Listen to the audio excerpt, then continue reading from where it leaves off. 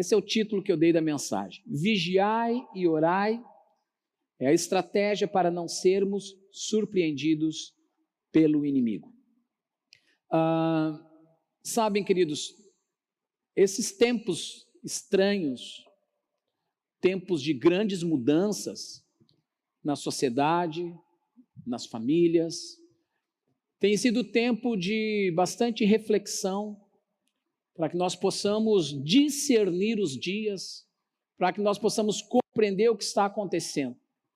E com muita frequência eu sou acessado, sou questionado, até mesmo por outros líderes, amigos, enfim, que querem, na preocupação de entender esses dias, me questionam qual é a minha posição, o que é que eu entendo sobre um ponto, outro ponto que envolve os dias finais, que envolve a parte escatológica, que envolve a volta de Jesus. E um dos pontos polêmicos diz respeito à própria marca da besta, o que é isso, como é que vai ser isso, e sobre tudo isso eu quero falar a vocês nessa hora. Marcos capítulo 13, verso 33, Marcos 13, 33, diz assim: e uma vez que vocês não sabem quando virá esse tempo, vigiem, fiquem atentos. Olha só a chamada que nós temos aqui, pelo próprio Senhor, revelado no texto de Marcos 13, 33. Os discípulos estavam querendo saber, preocupados sobre os tempos, né, sobre como é que seria, enfim, e muita gente coloca previsão, muitas religiões, líderes desatentos já ousaram fazer previsões, estabelecer datas. Eu quero dizer que tudo isso é bobagem. Botar datas, e vai ser tal dia, isso é bobagem. O Senhor não nos autoriza a fazer isso, mas Ele nos dá, sim, condições de, observando os sinais, nos prepararmos, estarmos alertas, estarmos vigilantes. Por quê? Ele diz, vigiem, fiquem atentos, e é isso que nós precisamos fazer, especialmente nos dias em que estamos vivendo. Nós sabemos, irmãos, que existem dois reinos, o reino de luz e o reino das trevas. A Bíblia fala isso, nunca ocultou esse fato. Nós já sabemos o final de tudo isso, nós sabemos que este reino das trevas, ele já está sentenciado, e o que sobrepuja é o reino da luz, é o reino de Deus, a vitória é certa. Porém, isso é algo que nós cremos que está estabelecido, mas ainda aponta para algo que está à frente do nosso tempo, e que diz respeito aos nossos dias de hoje. Nós vivemos espiritualmente a realidade do reino de Deus, mas vivemos num mundo físico que está sendo regido por uma outra realidade, de um outro reino, onde o próprio Senhor Jesus fala que este reino tem um príncipe, o príncipe deste mundo, deste século, destes pensamentos, destes projetos malignos. Há uma regência, há um príncipe por trás disso, há uma articulação por trás disso, e nós estamos inseridos neste mundo. O Senhor Jesus, orando pelos discípulos, clamando ao Pai, ele disse, Pai, eles não são mais deste mundo, mas eles estão no mundo. E Jesus pede para que eles sejam guardados, livres do maligno. Então, meus irmãos, temos que compreender que nós somos responsáveis, sabendo que existem esses dois reinos, nós somos responsáveis pelas nossas escolhas. E aqui se trava discussões sobre calvinistas e arminianistas, sobre a questão da predestinação ou do livre-arbítrio, e eu não quero entrar no campo dessa discussão teológica. Eu quero fazer uma outra leitura dessa questão que diz respeito a uma hermenêutica judaico-messiânica que olha essa temática que envolve os dois reinos e o que aponta para o fim, com essa perspectiva hermenêutica. Portanto, irmãos, quando nós falamos de reino, nós estamos falando de domínio, nós estamos falando de poder e de quem governa as vidas. A questão de reinar é quem está governando, qual é a regência. E é para isso que nós vamos fazer um exercício aqui de compreensão de como esse reinado está se estabelecendo, seja o de Deus, seja o das trevas. Então vamos lá. Vamos à origem do problema. Vamos compreender o problema lá no princípio. Gênesis capítulo 3, verso 1 a 6. Versos 1 a 6. Gênesis 3, do 1 a 6. Diz assim: a serpente era o mais astuto de todos os animais selvagens que o Senhor Deus havia criado. Certa vez ela perguntou à mulher: Deus realmente disse que vocês não devem comer do fruto de nenhuma das árvores do jardim? Preste atenção na linguagem. Nós sabemos que a serpente aqui é a própria figuração de Satanás.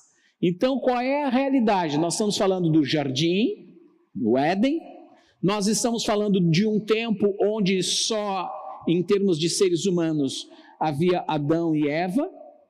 Nós sabemos que nesse tempo Adão e Eva estavam gozando da sua vida plena na comunhão com Deus, que diariamente se encontrava com eles e trazia para eles, a vida que eles precisavam, as diretrizes.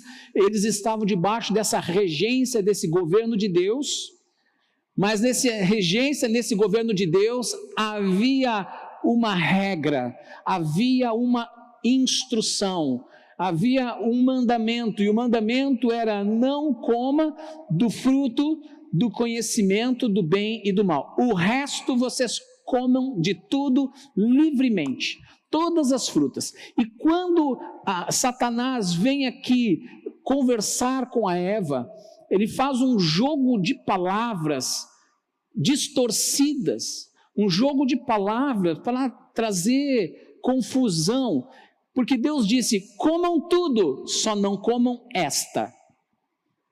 Mas quando ele vem falar com a Eva, ele olha mais uma vez como ele se pronuncia. Deus realmente disse que vocês não devem comer de fruto nenhum das árvores do jardim? Ela responde: podemos comer do fruto das árvores do jardim. Ou seja, ela sabia, ela tinha clareza do que era lícito. Respondeu a mulher: é só do fruto da árvore que está no meio do jardim que não podemos comer.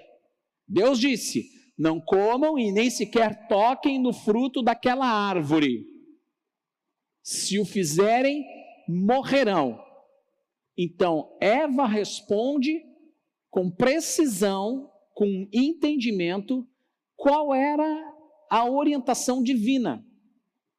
Eles não deveriam comer especificamente do fruto que trazia para eles conhecimento, mas do que? Não apenas daquilo que é bom, mas conhecimento do mal, conhecimento da maldade. Deus não queria que os homens tivessem o conhecimento, essa espécie de conhecimento, porque sabia Deus que se o homem se lançasse a conhecer o mal, a consequência que isso traria, como de fato trouxe. Então a advertência de Deus foi clara: vocês vão morrer. Verso 4 nos diz: é claro que vocês não morrerão. Olha a palavra da serpente, oposta à palavra de Deus. Deus disse: vão morrer. A serpente diz: não vão morrer. Jogo de palavras. Deus sabe que no momento em que comerem do fruto, seus olhos se abrirão e, como Deus, conhecerão o bem e o mal. Ou seja, aquilo que levou Lúcifer a cair, o anseio de ser como Deus, ele não se satisfez com a ideia de ser um ser criado por Deus, um ser especial, que teve a sua queda, que teve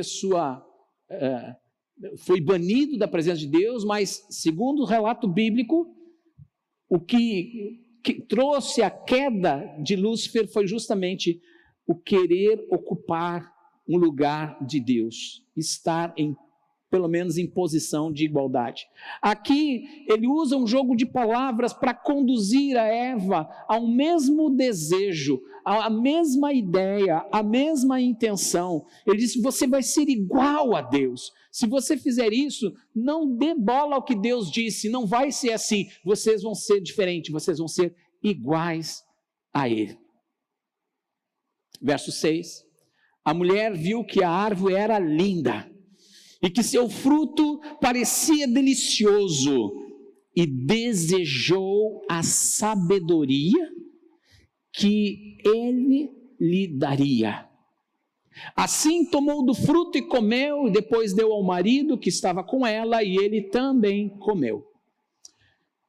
Quais as armas que Satanás utilizou aqui para fazer com que tudo aquilo acontecesse?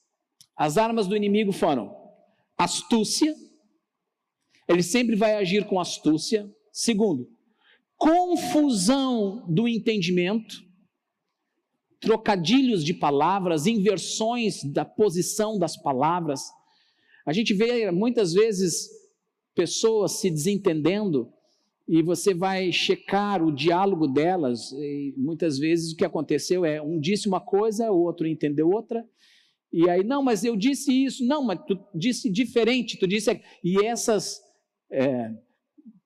esses conflitos, esses problemas na comunicação acabam gerando grandes confusões, grandes contendas.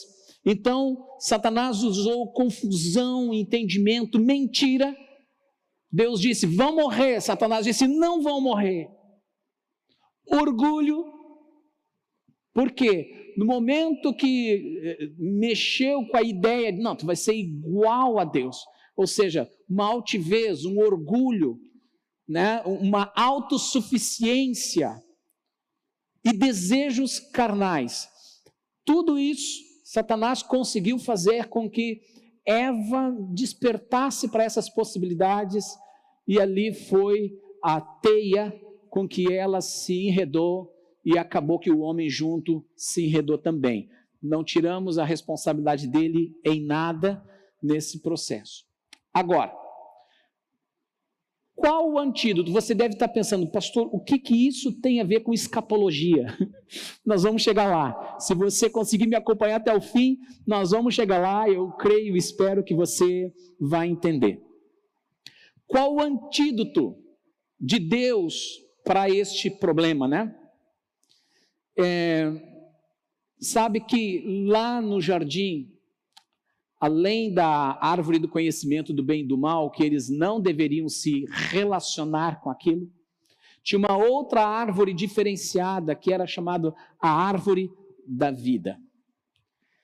A árvore da vida, ela assume vários símbolos, significados. Sobretudo, a árvore da vida era a própria palavra de Deus. A Torá de Deus. A árvore da vida significa também o próprio Senhor Jesus. Representa o caráter de Deus, representa a vontade de Deus. E a direção de Deus é que Adão e Eva se alimentassem desse fruto. Nós vamos ver lá em Apocalipse também falar que essa árvore da vida, ela é trazida na Nova Jerusalém. Está lá a representação da árvore da vida, a representação. E estes símbolos, esses significados, né, de que o homem opta em se alimentar da árvore da vida, ele está dizendo que ele significa o quê? Eu estou me alimentando da verdade. Eu estou me alimentando do próprio Deus. Eu estou tomando parte com Deus, porque há um conceito judaico aqui, um conceito bíblico, de que aquilo que nós comemos acaba se formando a nossa natureza tem a ver com aquilo que nós ingerimos. É um conceito.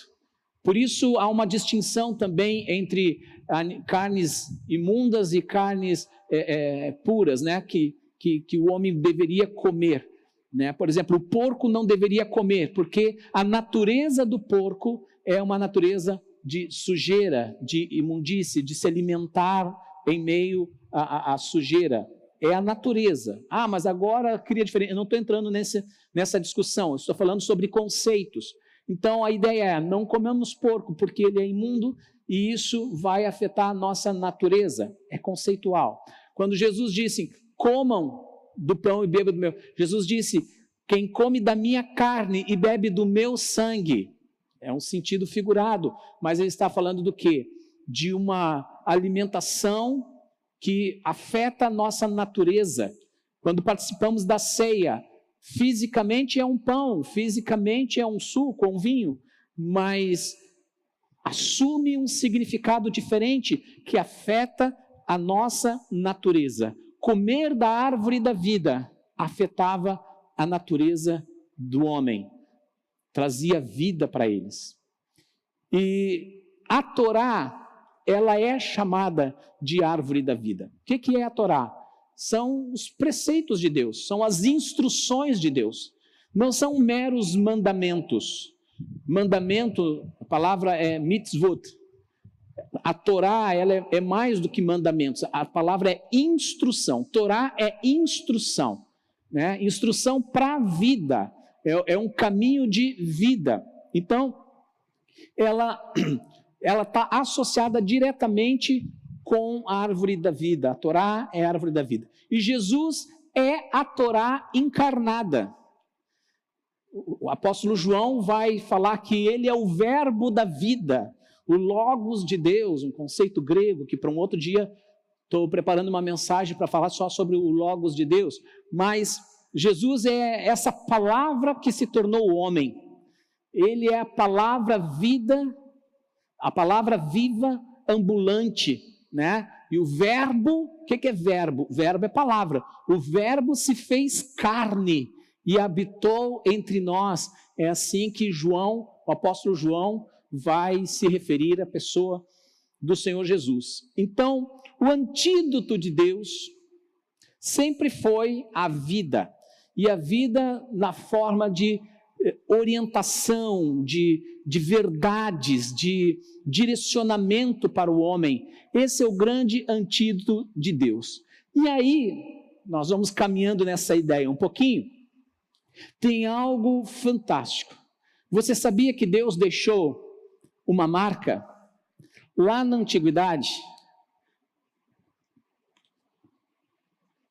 Um dos textos mais relevantes para a comunidade judaica, para os hebreus, era Deuteronômio capítulo 6, quando vai falar da instrução máxima para o povo. Ele vai falar do chamar, ouve, ó Israel, o Senhor teu Deus é um. Uma versão vai falar, é único, né? Então, e ali ele vai, nessa chamada para todo o povo, ele vai acrescentar algumas instruções de ordem prática. Deuteronômio 6, do verso 6 ao 8, ele diz assim: guarde sempre no coração as palavras que hoje lhe dou. Repita-as com frequência a seus filhos. Por isso, filhos, se os seus pais ficam com frequência falando das coisas de Deus para vocês, não fiquem aborrecidos com eles, eles estão cumprindo a palavra. Diz lá, converse a respeito delas quando estiver em casa, e quando estiver caminhando, quando se deitar e quando se levantar. Ou seja, em todo tempo, os pais deveriam estar comunicando aos filhos a palavra de Deus, a Torá, os ensinamentos, as orientações de Deus. Agora vem a parte prática. Amarre-as, verso 8, Deuteronômio 6, 8. Amarre-as as mãos e prenda-as à testa como lembrança. Olha que fantástico isso. Quando Deus dá essa instrução, amarre-as na sua mão e na sua testa, Deus queria trazer com isso algo essencial. O que no fundo Deus está querendo dizer assim? Toda a verdade, todos os meus ensinamentos têm que estar vivo na sua mente. A sua mente precisa ser guiada por essas palavras. Tem que estar preso à sua mente. E na sua mão, porque diz respeito às tuas obras, às tuas ações, o que você faz, a sua conduta. Então, é a palavra de Deus que precisa nortear os teus pensamentos e as tuas ações. Quando Deus trouxe essa instrução, amarre-as nas tuas mentes, os judeus levaram isso ao pé da letra e eles não estavam errados, tá? Quero dizer que eles não estavam errados porque Deus tinha dado uma instrução. Só que a instrução não era para fazer simplesmente um ato litúrgico. O que eles fizeram? Eles têm uma indumentária judaica chamada tefilim. Tefilim é uma caixinha que eles amarram na testa, isso até os dias de hoje, a foto mostra isso. Uma caixinha que eles colocavam na testa e também amarravam na mão, às vezes bem sobre a mão, às vezes um pouco mais para cima, mas normalmente sobre a mão. E ali dentro dessa caixinha tinha uma porção da Torá, onde falava inclusive esse ponto do Shema. E eles então traziam isso de uma maneira literal, de uma maneira física. Você está compreendendo? Era a marca de Deus para os homens, para o seu povo, amarrar na mente e na mão. A comunidade judaica levou isso ao pé da letra e fez essa parte simbólica e carregam com eles. Isso é até hoje. Você vai em Israel, você vê muito isso, né? As pessoas andam na rua, os ortodoxos, né, com este tefilim, tanto na testa quanto na mão, amarrado, fazem as orações, porque eles estão com a sua mente, né, apegada à palavra e na sua mão também. Agora, o que é importante nós entender? Será que Deus está preocupado essencialmente com este ato externo, ou Deus está querendo trazer uma mensagem para as pessoas, de tal maneira que eles estejam continuamente lembrando de algo maior que tem que estar dentro deles? O que tem que estar na sua mente e o que tem que estar apegado às suas mãos? Então, essa foi a marca de Deus no seu povo, uma marca física, evidente, manifesta. Agora eu quero falar sobre qual a estratégia do inimigo, não apenas da antiguidade, mas nos dias de hoje, para poder chegar na marca da besta. Mateus 24, 10 a 13, nós vamos ler 2 textinhos aqui sobre esse ponto, que vai mostrar sobre a estratégia atual. Estou falando da estratégia dos dias de hoje, que o inimigo continua agindo, atuando, o reino dele, ele continua trabalhando para se estabelecer sobre os homens, mas em essência, eu quero dizer a vocês que a estratégia do inimigo continua sendo basicamente a mesma. As armas que ele usa não são diferentes das que ele usou com Eva. Mentira, confusão, distorção, engano, sedução. Mateus 24, do 10 ao 13, diz assim: Muitos se afastarão de mim. É Jesus falando sobre os últimos dias. Muitos se afastarão de mim. Tem uma versão, outra versão diz, apostatarão da fé. Olha, apostatar da fé é uma coisa pesada. Apostatar da fé significa eu abandono a fé genuína, a fé em Cristo, para seguir um outro Deus, um outro sentido de fé, uma outra orientação. Isso tem acontecido. Essa versão diz, muitos se afastarão de mim. Ora, eu tenho visto isso acontecer bastante, de pessoas que têm se afastado. E alguns ainda dizem assim, não, mas eu continuo crendo em Deus, mas o ato de se afastar daquilo que Deus estabeleceu, da comunhão do seu corpo, redunda num afastamento de Deus também. Eu quero que você pense com seriedade sobre isso. Ele está falando de sinais dos últimos tempos. Muitos se afastarão de mim e trairão e odiarão uns aos outros. Falsos profetas surgirão em grande número e enganarão muitos. Olha aí, gente, falsos profetas. Aqui, quando o texto fala falsos profetas, não estamos falando apenas daquele que se diz ter o dom de profecia e falar alguma coisa que não é verdadeira. Falsos profetas é aquele que ensinam, que pregam, que professam a palavra, mas com engano, com distorção da verdade. E aqui está dizendo que nos últimos tempos iam surgir muitos que iam ensinar, que iam pregar enganos. O pecado aumentará e o amor de muitos se esfriará. Na outra versão diz, por se multiplicar a iniquidade, o amor de muitos se esfriará. Verso 13, mas quem se mantiver firme até o fim será salvo. Olha aí, qual é o alerta? Quem se mantiver firme até o fim. Ei, nós não estamos no fim ainda, nós estamos com indícios que caminhamos para ele, mas nós não sabemos exatamente quando será, se é semana que vem, se é o final do ano, o ano que vem, daqui 5, 10, 20, 30, 50, eu não sei.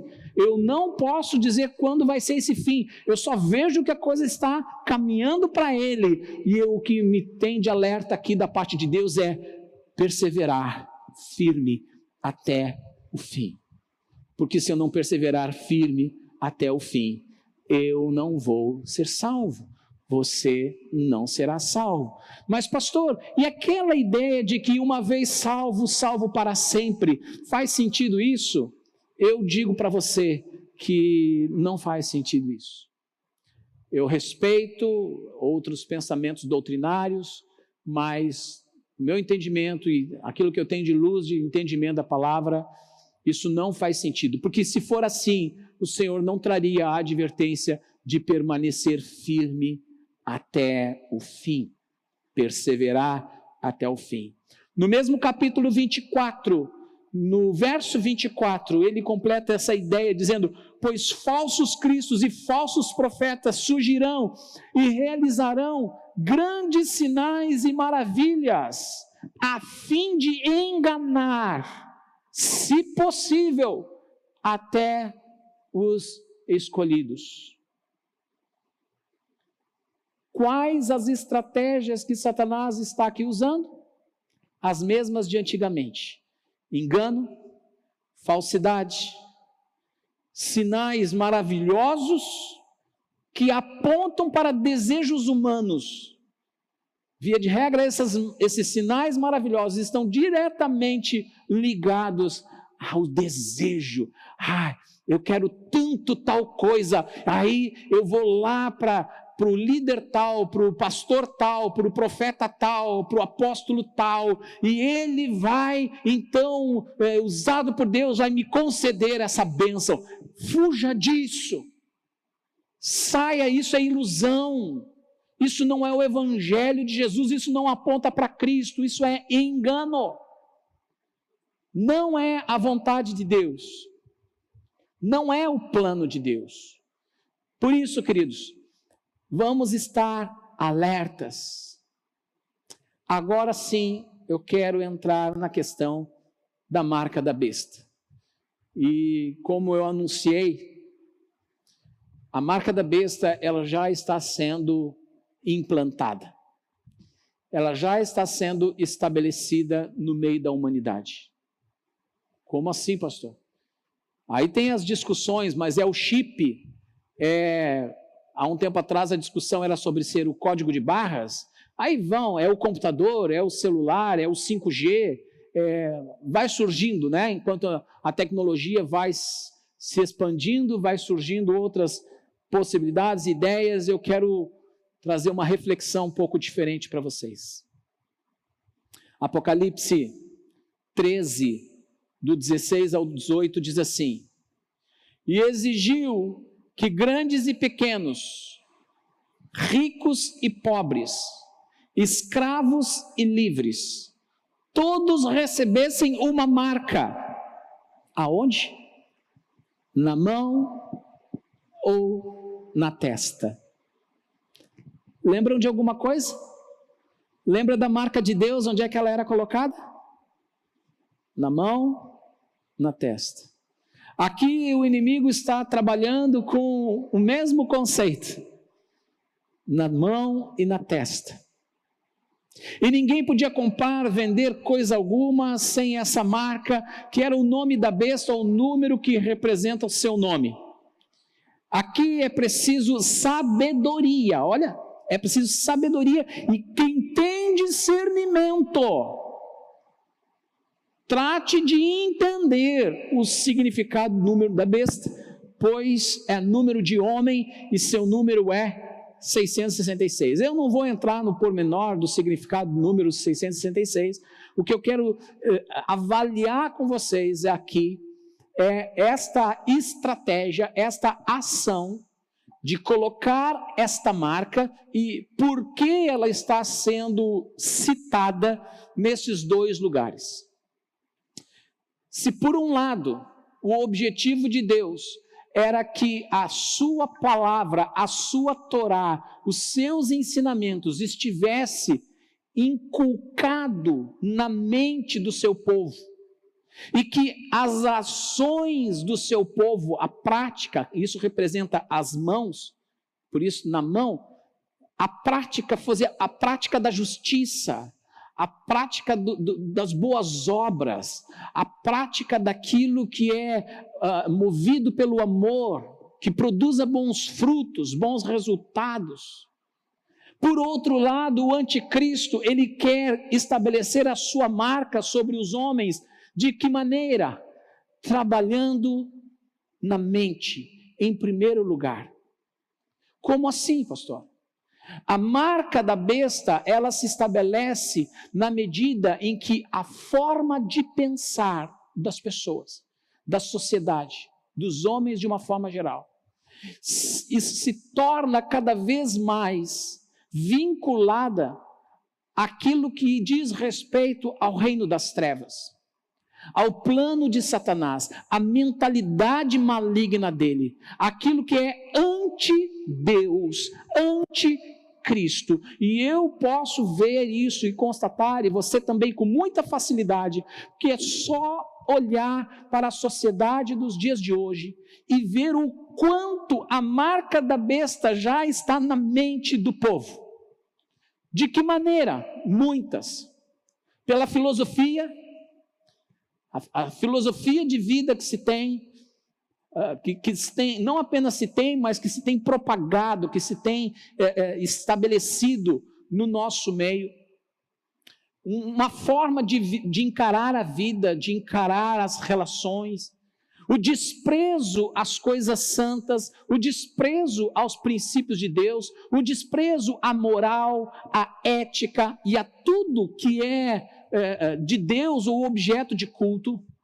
Estamos vivendo dias terríveis, a destruição absoluta da família, daquilo que são pilares de sustentação da família, dos relacionamentos, uma inversão completa de valores. Estamos vivendo dias onde sacrifício pessoal não faz sentido, porque as pessoas são levadas a viver por sua felicidade. O sentido da vida do homem pós-moderno é: eu quero ser feliz. A felicidade é o mote, é o alvo, é para isso que se quer. Então, para isso precisa dinheiro, para isso precisa lazer ao extremo, diversão, para isso precisa o hedonismo em alta. O centro deste viver é um viver hedonista, um viver para si, um viver egoísta também. Sacrifício, sofrimento, essas coisas não combinam com a vida pós-moderna. Deixa de sofrer, chega de sofrer, como que se o sofrimento em si mesmo fosse algo do mal. Mas não é isso que nós entendemos das Escrituras. Se você não enfrenta as suas dores, as suas tribulações de maneira correta, porque você está buscando alegria, prazer e felicidade, você vai ser um eterno crianção, um imaturo na vida, uma pessoa que não amadurece nunca, uma pessoa que não cresce, que não adquire força, que não adquire sustentação. Por quê?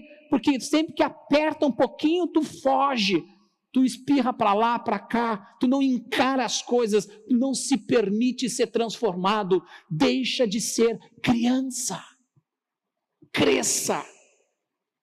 E o sofrimento é maravilhoso para isso. O sofrimento, ele é uma grande dádiva, uma oportunidade para crescer, para ter experiências de fé, para ver Deus agir no meio das dores do dia difícil. Você vê o socorro de Deus quando você não enxerga socorro de lado algum. Isso vai te dar sustentação na fé. Mas o que nós temos nos dias de hoje? Homens e mulheres fracos. Pessoas com 30, 40, 50 anos de idade e são emocionalmente frágeis, fraquinhos, não conseguem avançar em nada, desestabilizados. Por quê? Porque estão longe da árvore da vida, não se apropriam da árvore da vida, não se alimentam da árvore da vida, não seguem as instruções da Torá de Deus, dos preceitos de Deus para o dia a dia. A nossa sociedade está cada vez mais sendo governada, regida por pensamentos malignos, satânicos. Acompanhamos, o quanto foi articulado para que o casamento entre pessoas do mesmo sexo fosse reconhecido e aceito. Não apenas aceito, mas agora ele é enaltecido como algo até mais lindo do que aquilo que foi estabelecido desde o princípio da parte de Deus. Mas não para por aí, a coisa agora continua além. A ideia do aborto ser uma coisa natural, assassinato, aborto é assassinato. Quem aborta se faz assassino. É assim, simples assim. Ah, mas e as discussões? Deixa as discussões de lado, te apega na palavra. É assassinato, pronto. E uma forte campanha na sociedade para que isso se estabeleça. E não para por aí. Agora outras pautas estão surgindo cada vez mais forte, como por exemplo, o incesto. Ora, qual o problema de irmão e irmã terem relacionamento? Qual o problema de uma mãe e um filho, ou um pai e uma filha se relacionarem? Eu estou falando intimamente. Não, e a gente se escandaliza, né? Por que a gente se escandaliza? A gente se escandaliza porque dentro de nós está codificado a moral de Deus. Está codificado que isso não é certo, que isso não está correto. Mas no momento em que a sociedade passa a relativizar todas as coisas, a desconstruir aquilo que foi estabelecido por Deus como absoluto, Começa o homem a se questionar, mas por que não podemos? Ora, se eu amo a minha irmã, por que eu não posso dormir com ela? Ah, se eu amo, olha só minha filha, que eu criei com tanto amor, agora ela já é uma moça, por que eu não posso me relacionar com ela? Esses pensamentos, quando são jogados no indivíduo que não tem nenhuma estrutura bíblica da moral de Deus, dos preceitos de Deus, e ele começa então a ser marcado na mente com ideias de desconstrução desses valores cristãos, ele daqui a pouco começa a achar normal, ele começa a achar natural isso. Não, mas é verdade, olha, qual é o problema? Ah, isso aí foi coisa da igreja, a igreja que gerou tabu, foi a igreja que implantou esse tabu na sociedade, e este é um tempo de nós quebrarmos os tabus. O que é isso? Isso é a marca da besta. A mente sendo dominada pelo anticristo. É a mente sendo conduzida por outros valores, por outros princípios, por outras doutrinas que não as de Deus. E Naamã, ora, uma vez que a sua mente está dominada, e eu repito aquilo que falei no princípio, reino é questão de domínio. Quem reina, governa. Quem reina, manda. Quem reina está no poder. Se a tua mente está dominada por esses valores que não são os de Deus, por esses caminhos que não são os de Deus, tudo o que você vai fazer a partir daí, a marca na mão, as tuas ações estarão vinculadas ao teu pensamento, aquilo que rege a tua mente. Portanto, as tuas obras se tornarão más diante de Deus. As tuas obras serão de iniquidade. As tuas obras serão desprezíveis aos olhos de Deus. É assim que se tornou a sociedade dos dias de Noé. A Bíblia diz que todos os desígnios daquela sociedade, tudo o que eles faziam, tudo o que eles pensavam e faziam, era reprovado diante de Deus. E é por isso que veio um dilúvio. Deus achou graça só num homem, no meio daquela sociedade absolutamente pervertida, corrompida, afastada de Deus. Um homem foi achado. E por causa dele, a família dele foi abençoada. Um homem. Os dias que nós estamos vivendo, a Bíblia os assemelha aos dias de Noé.